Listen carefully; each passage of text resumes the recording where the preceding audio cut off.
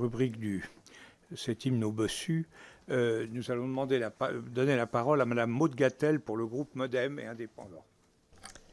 Merci beaucoup, Monsieur le Président, et merci d'avoir si rapidement organisé cet échange avec trois intervenants d'une immense qualité que je voudrais remercier, à la fois pour la clarté de leurs propos qui a éclairé notre commission, et aussi pour ces quelques raisons d'espérer que vous nous avez données cet après-midi et qui nous font chaud au cœur, puisqu'après l'effroi et la sidération qui nous ont saisis samedi matin, chaque jour, on découvre l'horreur de la barbarie et de ce que ça signifie à la fois pour les Israéliens, les Palestiniens et l'ensemble de la communauté internationale. Alors je voudrais redire au nom de mon groupe démocrate la condamnation totale avec la plus grande force de ces attaques terroristes qui ont fait un nombre de victimes qui ne cesse d'augmenter.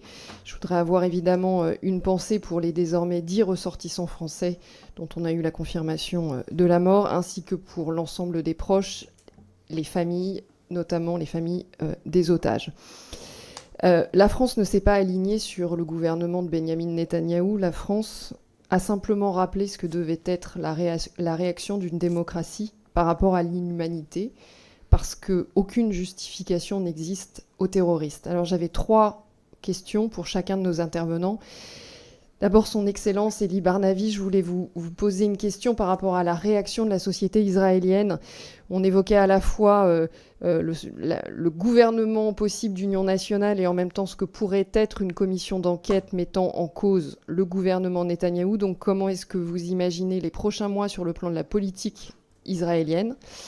À destination de Frédéric Ancel sur, vous l'avez rappelé, le Hamas est le premier ennemi finalement du peuple palestinien.